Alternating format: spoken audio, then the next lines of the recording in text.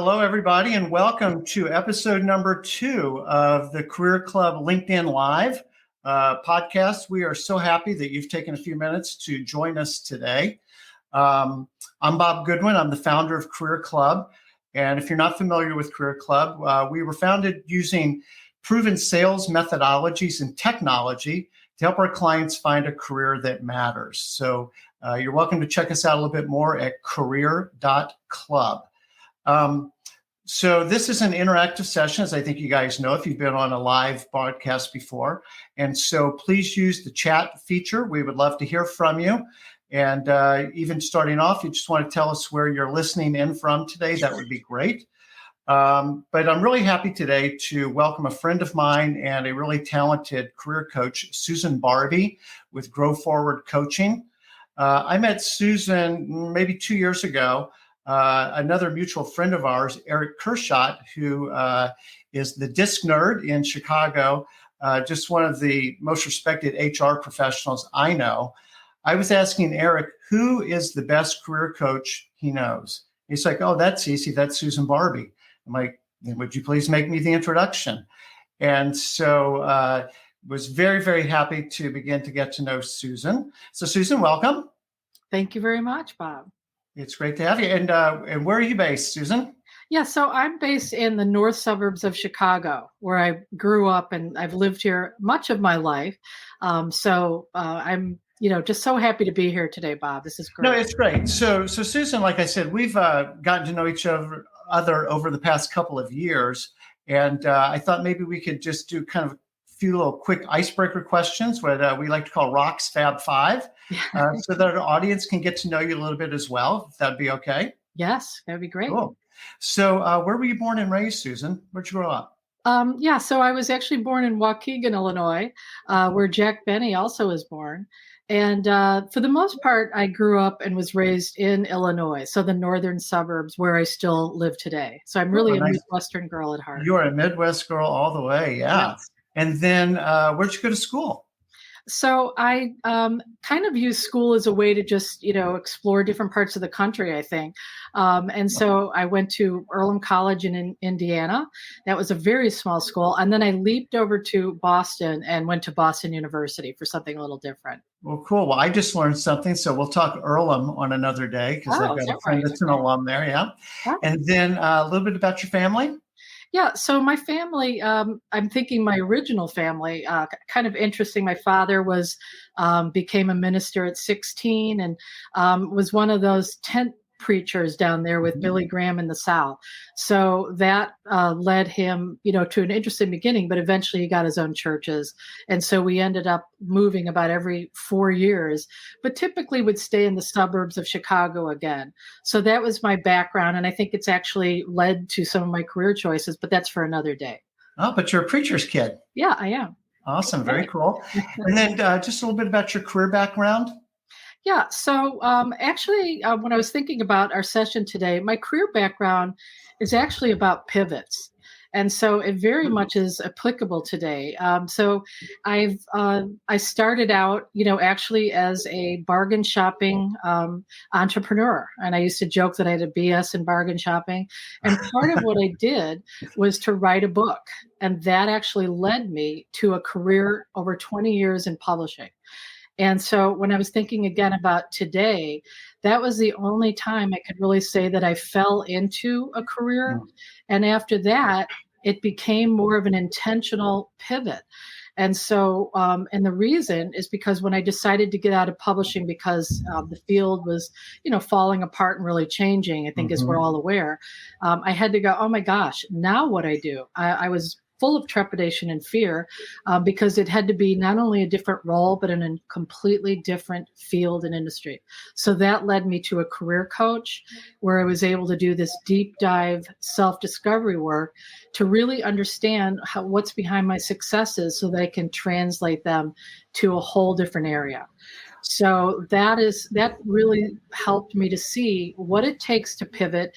You could do a slight pivot or a very more significant reinvention. Yep. And then the last thing that brings me to where I am today, which is I went from HR after about 7 or 8 years and decided to finally be who I really think I always have been, which is working with people one-on-one or in groups. And so that's now a career and professional development coach. So just another note on the pivoting piece, what I learned there was everything I had learned going to make the first pivot was completely at my disposal as tools and insights and understanding about myself and how to make the pivot from the first time around. So I think that's really exciting to really know that whatever work you do in this pivot you might be going through today for people with us is something that you're going to be able to learn from and use going forward as well. No, that's awesome. And obviously we are going to talk a ton more about pivoting here in a few minutes, but it's nice to kind of see, as you say, just sort of that theme, kind of create your career arc. Yeah. Right. And just some of the tools, the techniques you were talking about to help people kind of understand, how that can work for them as well. Everybody has a unique story to tell. Yes. Right. And so I'm looking forward to our conversation. Last question in Rock's Fab 5. What do you like to do when you're not doing all this cool pivoting and helping people with their career stuff? So when I'm not helping people pivot, I am probably reverting to my introverted self. And so I love to do quiet things like garden, walk, read, and sometimes watch, that occasional movie. But that's mostly how I spend my free time. Awesome. And I see some of our friends on here. We've got David calling in from Washington. Hey, David. There's Eugenia, Adrienne, Julia. Wow, that's awesome. Hey, Scott. So great to see some of our friends on the call with us. And again, you guys, seriously, what I love about this format is I'm just having a Zoom call with Susan like we do periodically and just talking about topics of mutual interest. And, I'm really pleased that, folks can dial in and sort of participate. So, if you've got questions, comments as we go, I failed to mention that my colleague Heather, who's really the puppet master here, is in the background and can certainly, help make sure that we don't miss some of the questions or comments that you guys might have. So our topic today, picking up on pivoting, is pivoting through reinvention. And, one of the things that we have talked about previously, Susan, is, where the pandemic, has just obviously jolted people, to kind of say, wait a minute, what's my life about? What's important to me? We've done a series on LinkedIn talking about convictions and where, the pandemic really sort of shone light on people like, well, wait a minute, maybe I don't want to commute 3 hours a day. Maybe I don't like working in this kind of environment. Maybe this isn't the kind of work that makes me happy or gives me joy. And so there's been a lot of factors that have kind of gone in to people really doing a reassessment. The Wall Street Journal or whatever you're reading, will talk about the Great Resignation. And I think you had a good spin on this, talking about the Great Reinvention. I was wondering if you could maybe kind of talk a little bit about what you're seeing. Yeah. So when we were thinking about our session today, or when I was thinking, yes, people are leaving their jobs, but probably just as many, if not more people, are wondering about, is there something else for me? And so that's when we started thinking about really the focus is on reinvention. And so what is behind it, or things that you're saying is, we were displaced, have been displaced at some extent. And so I think a lot of people are emerging with a new mindset. I really had a time to walk away, or I really enjoyed the more seamless experience of work, life. I could just run out and walk my dog or do some errands during the day. So whatever it is, I think it's really kind of an exciting time too. It can be scary, but I think both are actually happening and make sense. And so what are we looking for? And how can we always at the core of it grow into our next role, grow forward in whatever it is that's on our minds today? Yeah, and obviously that's the name of your consulting practice, is Grow Forward Coaching, and we are going to talk a bit here about growing forward as we kind of get into the why and the how of helping people sort of take a step back and reassess. Like, okay, that all makes sense. I kind of get the problem statement piece of this, and we're going to talk also about some of the solution pieces here, but. When you talk about a career pivot, what do you mean by that? Yeah, so a career pivot can be, we think pivot, we probably first think of something kind of simple. You want to stay in the same swim lane perhaps, but you want to shift to a role that's different, maybe a field, industry, or maybe you're Mhm. just looking for a different kind of company. So at first that comes to mind, but for some people, it might really be more of a reinvention. So whatever level it is, you're looking to make a change where you can draw upon, hopefully, some of your proven expertise and value that you've worked hard to gain. So that's what comes to my mind. I don't know about you, Bob. What do you think? Well, I mean, sometimes we're forced into this, right? Like in industry, you were talking about publishing earlier, right? Yes. And publishing obviously is really, really different, or the music business is really different than the way it used to be because technology has forced things. And oftentimes we get very specific about industries, and which to me is kind of vertical, and don't always look at kind of more horizontally. What are the transferable skills that I might bring to different industries? They might use different vocabulary. The process might be a little bit different in different industries. But being able to kind of find adjacencies to things that I was doing before. You come from, again, publishing. Well, then a lot about writing. And so how did you kind of use that to inform like a next step? But there's always typically there's some, connective tissue, right? And that people don't just make these radical jumps from, I went from being a chef to an astronaut. Yes. Yeah. And that I love that because the connective tissue is what you really want to be looking for, if possible. And even if it is a major shift, because I did actually leap from publishing to HR, there wasn't too much in common. Would I recommend that to others? I say it's very hard to do. Can you do it? Yes. But I love the idea of connective tissue because that's going to make a more seamless, easier, change.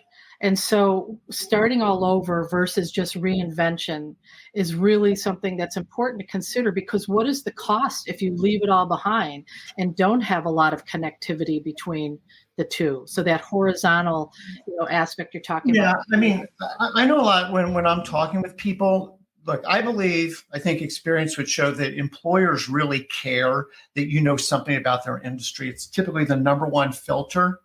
Like, well, do you already come from the insights industry? Do you already come from consumer packaged goods? Do you already come from financial services, whatever it is? Because hiring by its definition is a risky business, right? They're hiring somebody hoping that it works out for them. Now, I think it's also true on the talent side. We're also hoping that the job works out and the company works out and it's all good for us.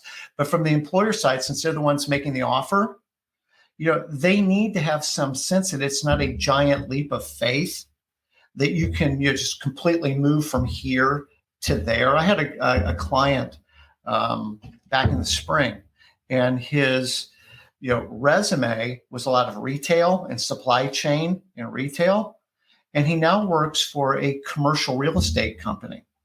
Those are like really different. Yeah. And in that case, he was able to make the pivot because the owner of the commercial real estate company knew him, right?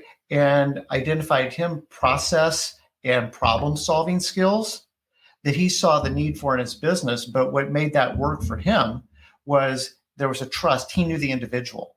And so when the CEO of this real estate company hired my client, it wasn't because he had this deep real estate experience. It was what the CEO perceived to be those transferable skills, right, around process improvement and problem solving, which is what he saw his biggest needs being. But again, the connective tissue in that one was actually trust because there was already a personal relationship established.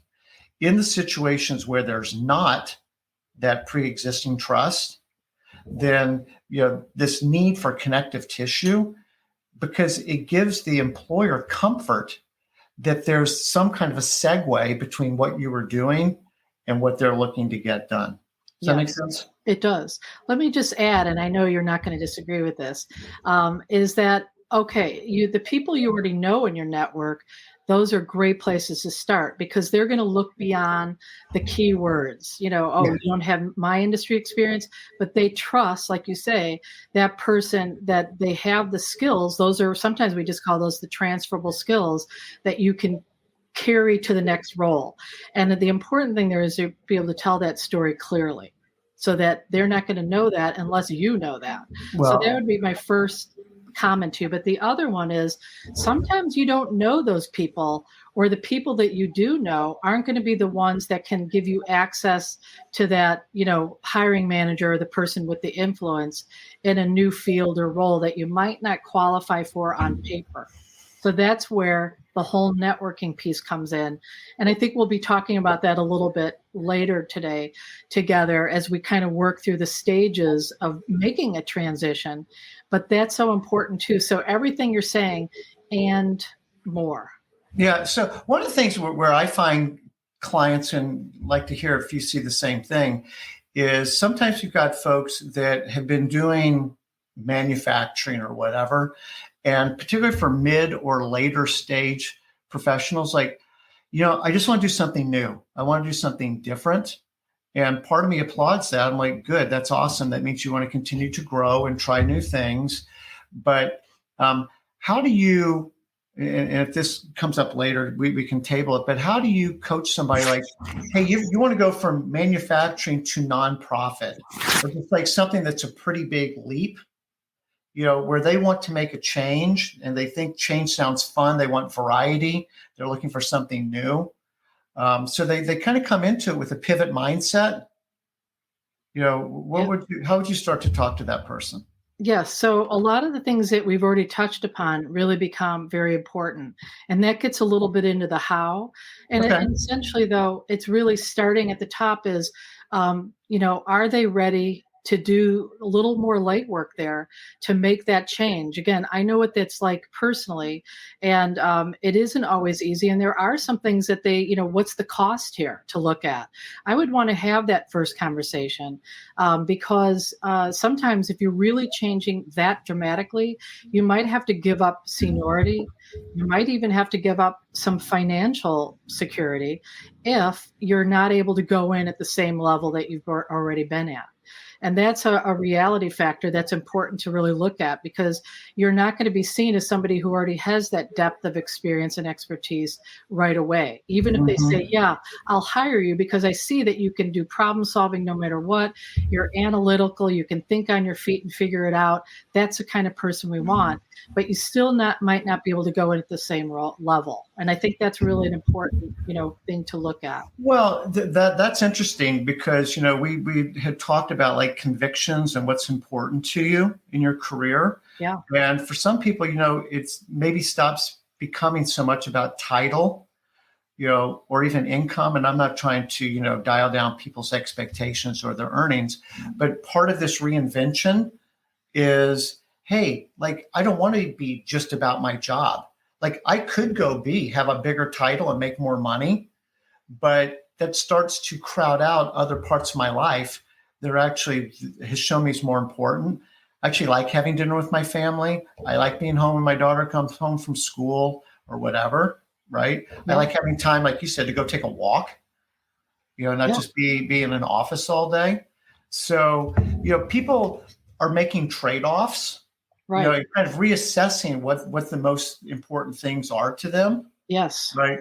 So, I mean, we've kind of talked about why people are doing this. We've talked a little bit about, what it means to, kind of reinvent yourself. And, to your point about having this growth mindset and moving forward in your career, maybe what we could do, because I think this is sort of the meat of the whole thing, is kind of shift into, well, that's all interesting, guys. How do I do that? Yeah, absolutely. Because we can talk all day about these high lofty ideas, but let's talk about what it really means. And so before we go into the how, you just brought up this term growth mindset. And so I think just as sort of the connective tissue, using your expression there, between the what are we talking about, what does it take to, all right, now how do we do this, is really kind of cultivating sometimes this term we hear, growth mindset. And that's really a sense of resilience, if you will, that allows us to embrace change and push our comfort zone. So we talked about some of those practical issues just a few minutes ago. Are you willing to accept a lower pay grade or a lower level? And Bob, you made the point, someone might say, yes, I'm absolutely ready to do that because other things are more important to me. But to be able to really push through is to have that resilience, not always easy to do. But if you are, that's when you're able to embrace a challenge, embrace something new, learn from your mistakes even, and then hopefully develop new skills. But sometimes the reason people are here today, I think, could be all sorts of things. Maybe they lost a job involuntarily, or they've decided I've had enough of something and I want something new. Wherever you are today, we all might be feeling that, gee, I wasn't so good at that last job. There's reasons I want to leave that have to do, they didn't feel like it was a fit. So to really look at, what can I learn from that and let go of things that might be holding you back? Well, okay. So this is kind of key to how I think about this stuff. Yeah. So, what I have found are kind of like three dominant emotions that paralyze people from moving. One is fear, right? I'm afraid. Like I'm too old, I'm too young, I'm too much of this, I'm not enough of that. But there's some kind of fear that I can't do this, and even like being aspirational. Like if I said, hey, in 5 years, I would like to be a regional vice president or whatever, the objective would be. But I kind of start to feel like maybe I'm not worthy of a role like that. So there's this fear. Yeah. The second big emotion is confusion. Like, guys, you have my full attention. I just have no idea what to do. Like, what's the process here? And then the third one, and I think this is particularly for people that have maybe lost a position, but it could be somebody that's, has a bad boss or a toxic work environment where they're angry, right? And there's just a bunch of bitterness that's kind of accrued. If you knew how badly I got screwed, or it's so unfair what's happened to me, and this anger, can really just, it's like a cancer for people. And, what you said earlier, I'll pick back up on it, is people, if you're afraid, you don't need to be. Like, you can do this. If you're confused, there's a process. And if you're angry, you kind of need to deal with it and then let it go. Some of the stuff you just have got to let it go to be able to move forward. So your whole point around kind of attitude is sort of the first thing. I just couldn't agree with more. Yeah, so important. Easy to say, not always easy to do, of course. Fear or self-doubt are very deep-seated, probably with us our whole lives. And I have to say, all of us have them. There's nothing unique as a human to feel, can I really do this? And these really are very much part of a change. And, by letting them go, there's a lot of motivation because then you can embrace change. Yep. And getting that confidence that you and I both believe is at the cornerstone. We've talked about that a lot, Bob. Getting to that confidence is takes this kind of, deep dive work. So I love, that, we're really just talking about what it really takes, and it can be done. So, yeah.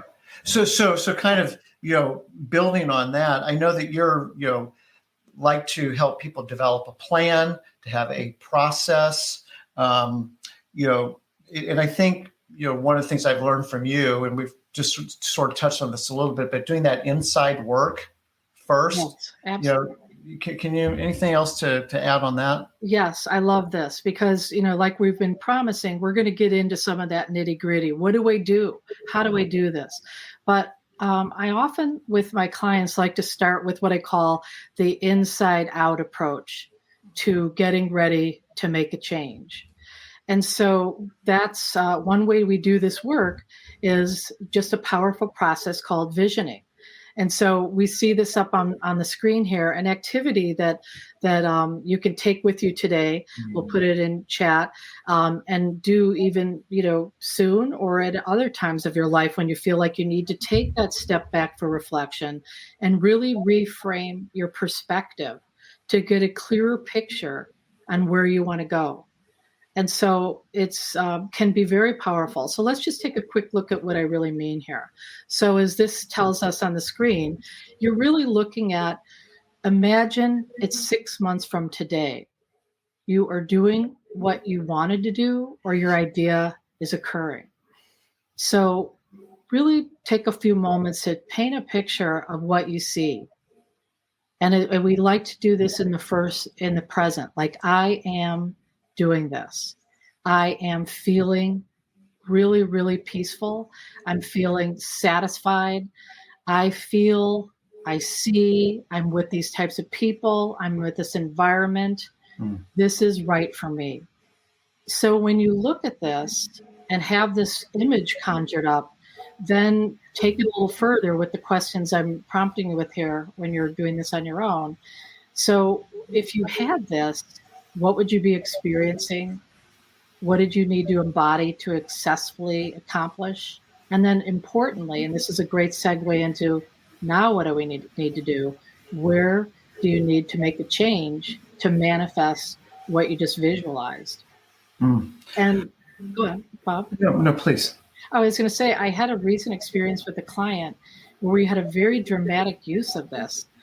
She had come to me to help her sort out different offers for jobs. And we went through the first process, logical, what are the costs, the benefits of each? How would this support your career? What can you utilize from your past? And then she made progress, but there was still sort of a hesitancy. So I said, how about if we try a visioning activity? So we did this together. And so after a few minutes of quiet time, she shut her eyes and then came out. And she was energized. I said, what came up for you there? And she said, I shut my eyes and I saw that I wanted to do this job where I'm actually working with my clients versus the job where it was more software measuring client behavior changes and so forth. I still want to be that therapist one-on-one. And it was just like, that was the last piece for her. And this was just a dramatic use of this process. So I really think this is, can be really great for those moments before you really get ready to go into action, which we'll also talk about.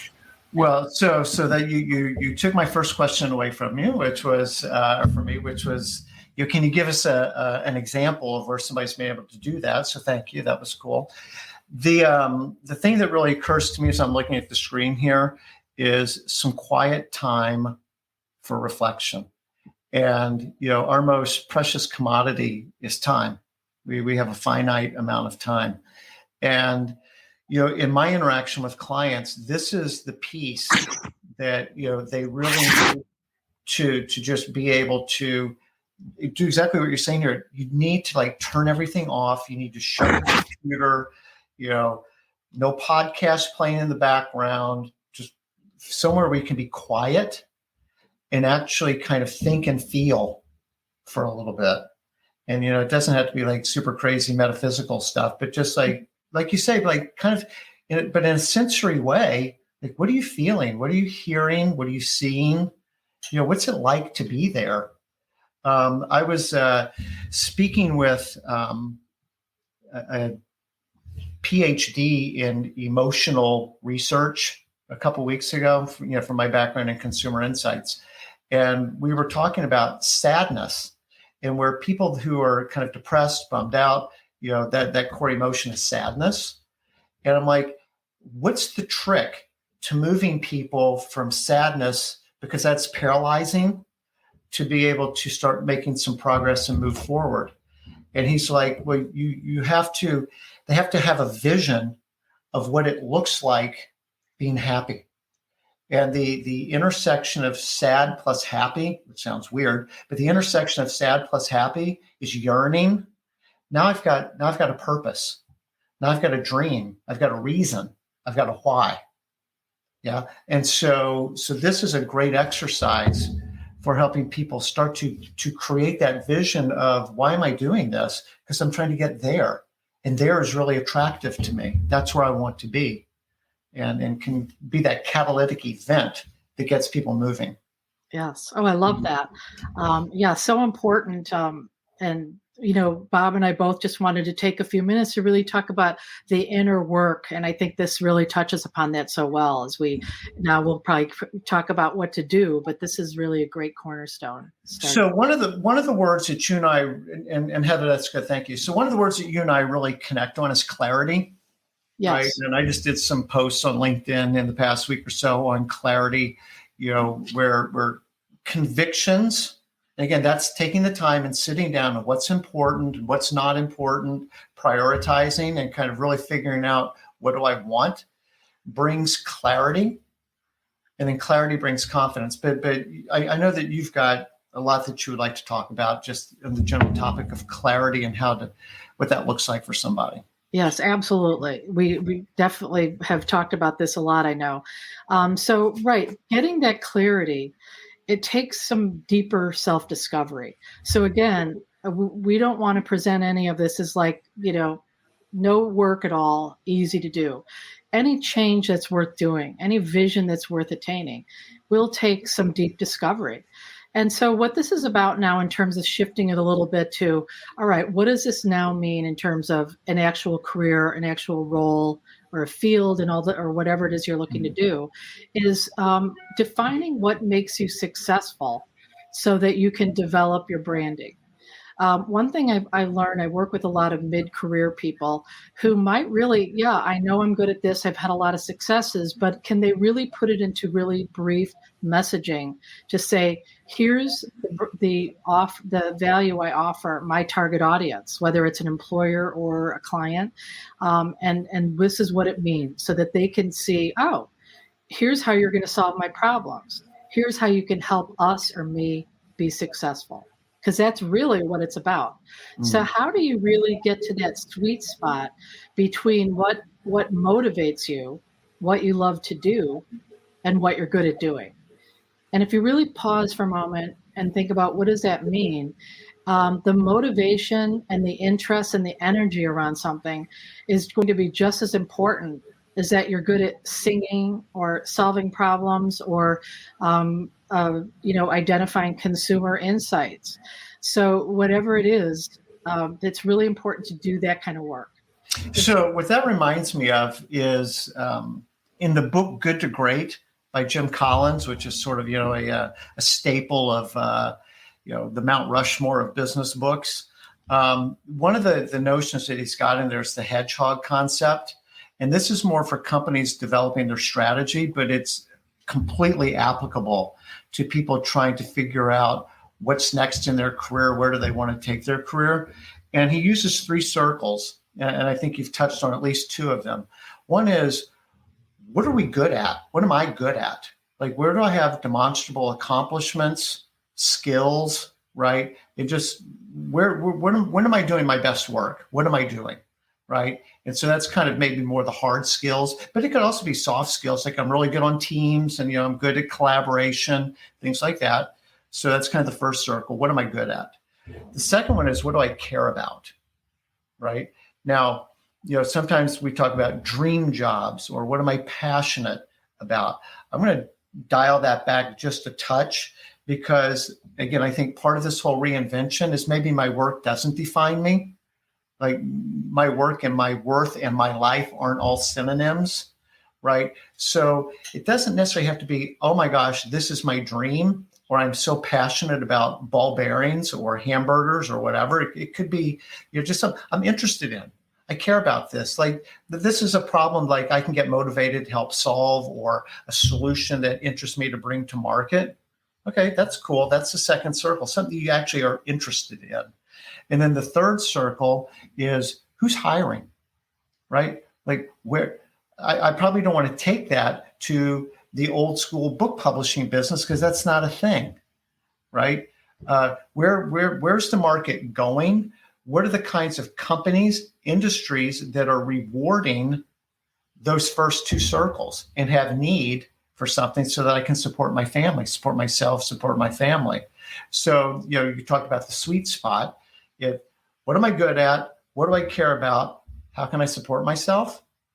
That Venn diagram of those three circles, to me, is a sweet spot. Yeah. Yeah, I love that. That really conjures up a real image of what we're really talking about. And all of them are important. So I don't hear one more important than the other, because you could be really great at something, but can you sell it somewhere? Can you market it? That's the market. So it's the inner work.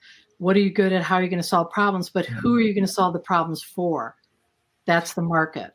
So one of the things that, and I think this is a really practical thing for people that are talking about reinventing themselves, are transferable skills. I know you must come up with that a lot with your clients. Could you talk a little bit about how you help them identify or think about transferable skills?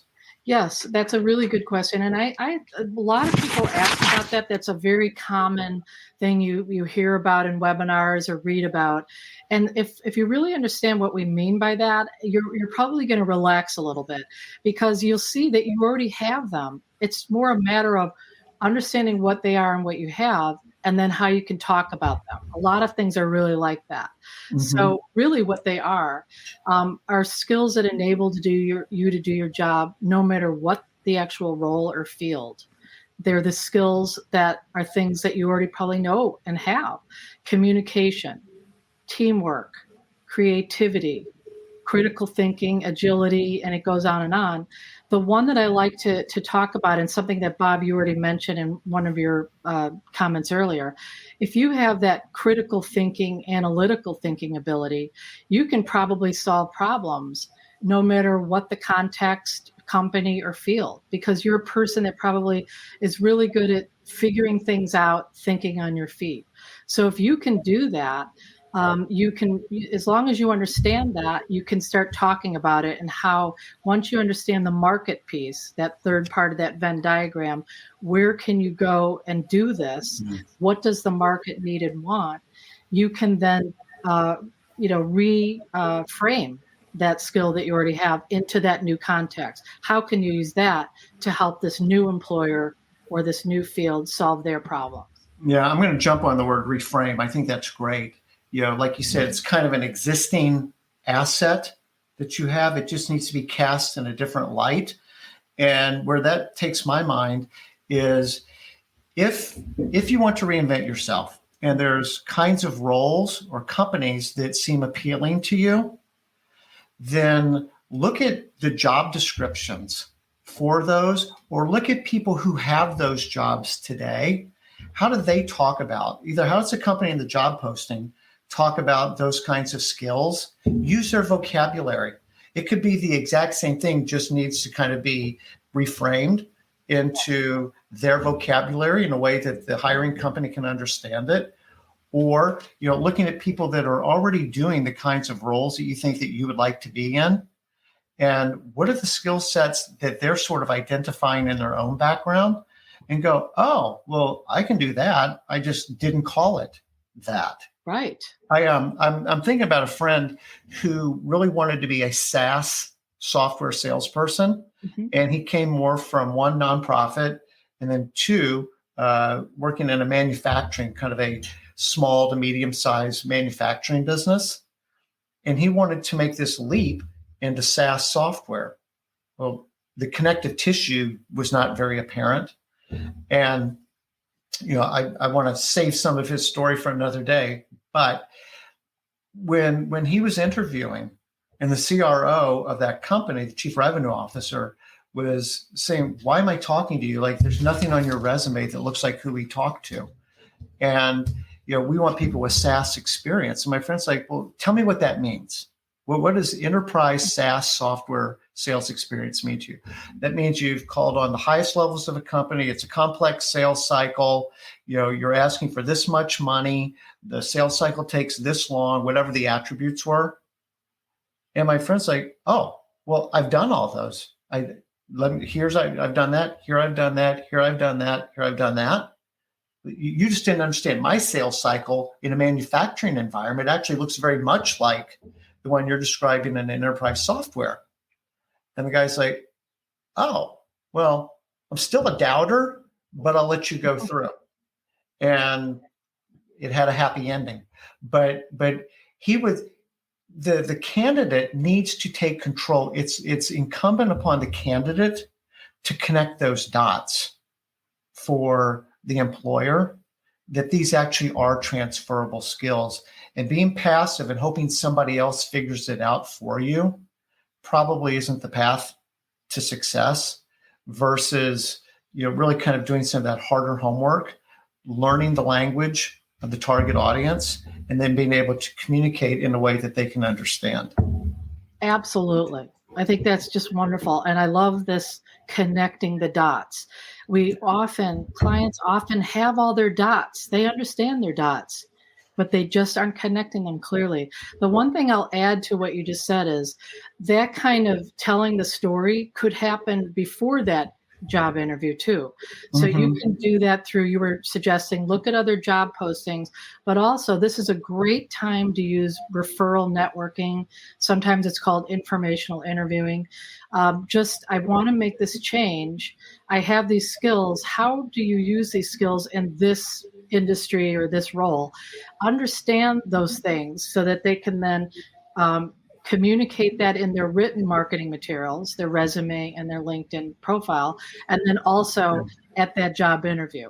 So it isn't sort of just something that, oh, yeah, I can do that. Not everyone's going to be really good at just coming up with that on the spot. So do that homework, as you say.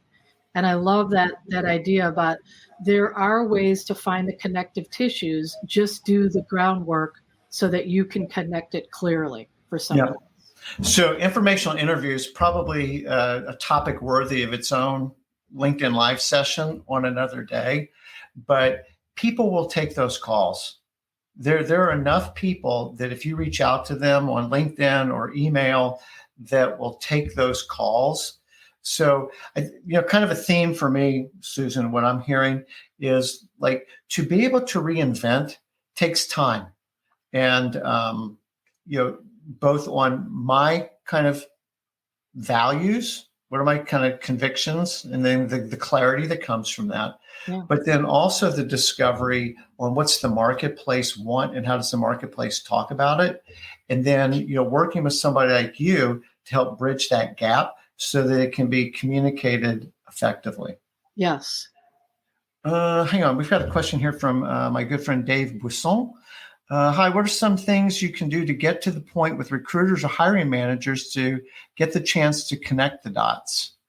So I can take a shot at that. Yeah, please. Okay. So Dave, good to see you, by the way. Thank you. Susan was already kind of hinting at some of this, which is, when you need some target companies, or at least a target idea of what you're looking for, in this reinvention.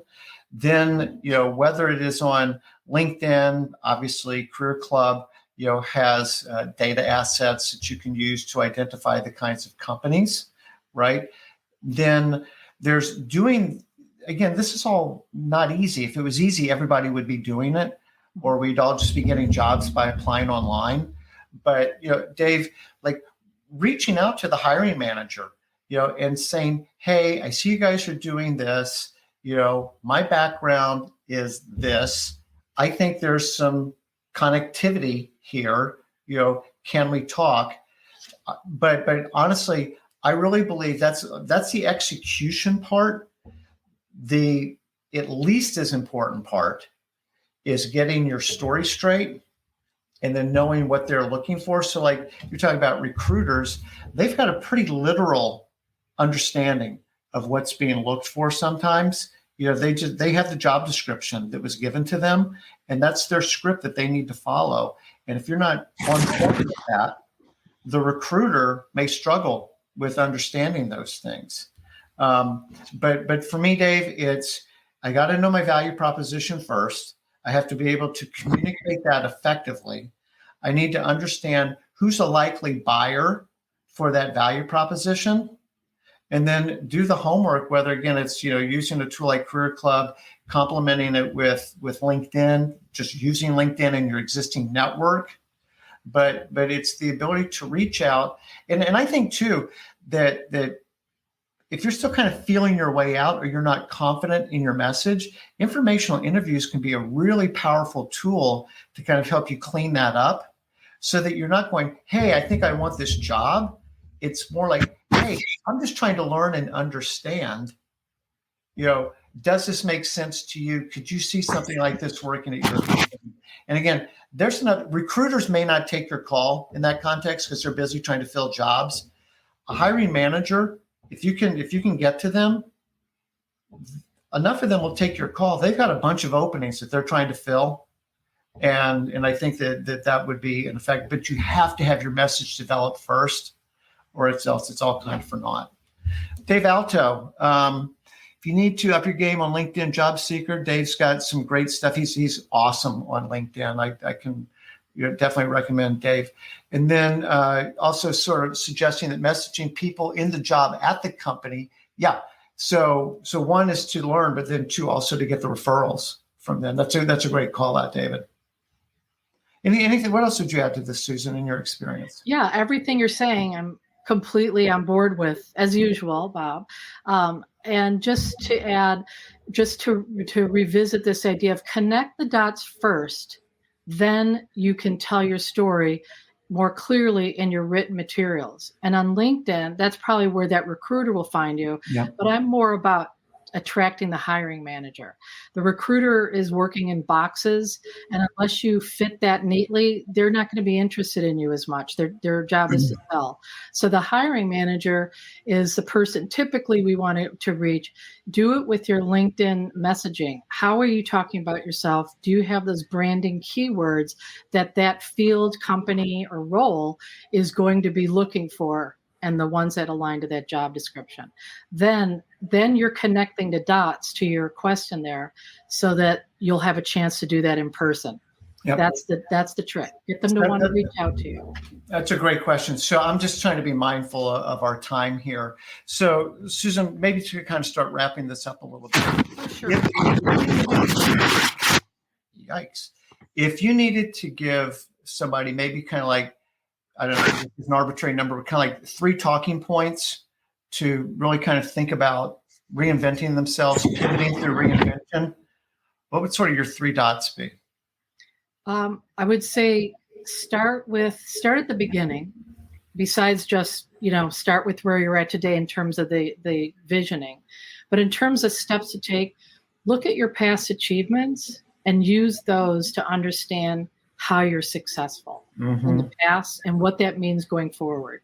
Your achievements will give you all sorts of information. So after you figure out what are the things I'm most proud of, look at the skills and the qualities that it took for you to get that success. So that's one of my top things that I do all the time in my practice. From there, we just get so much material to work with. That's going to give you a lot of information about your skills and so forth.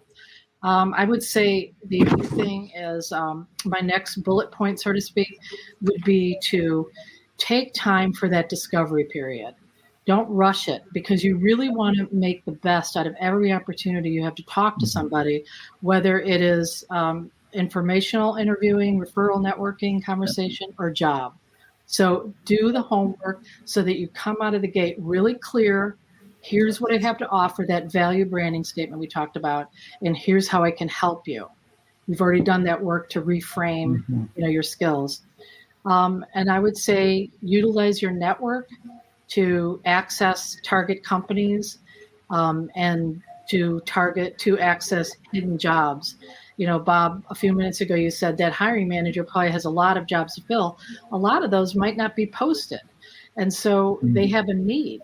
And so your role is, I know how I can help this kind of company or the industry with their needs, how to solve them, but to have that hiring manager see you as somebody that could help them and something that he hasn't even or she hasn't had time to post and clarify in the job description. Yep. No, I love it. That's awesome. So, the bow that I would put on top of all that is, working with somebody like you, Susan, that can actually help them do take them through a process. It's my experience that doing this do it yourself, doesn't always work. It's good to have an objective, trained eye helping you do that. If people wanted to contact you, Susan, or learn more about what you do, how would they do that? So people can find me on LinkedIn, Susan Barbee, or Grow Forward Coaching, or they can go on my website, Grow Forward Coaching, goforward-coach@gmail.com. Awesome. Well, this has been great. Susan, thank you so much. I knew this would be fun, and I knew that it would be very informative. I hope everybody enjoyed this. And thank you, everyone, for joining. Thank you for the comments and just investing a few minutes of your time. And, it's our sincere hope that, taking in this kind of wisdom that Susan's been able to share with you today can help folks, really pivot and make sure that whatever your work is, that your work matters to you. So with that, thank you, everybody. Thank you, Heather. Thank you, Susan. Thank you for coming, everyone. We hope you come away with something that you can really put into action immediately. Yes. Awesome. Thank you.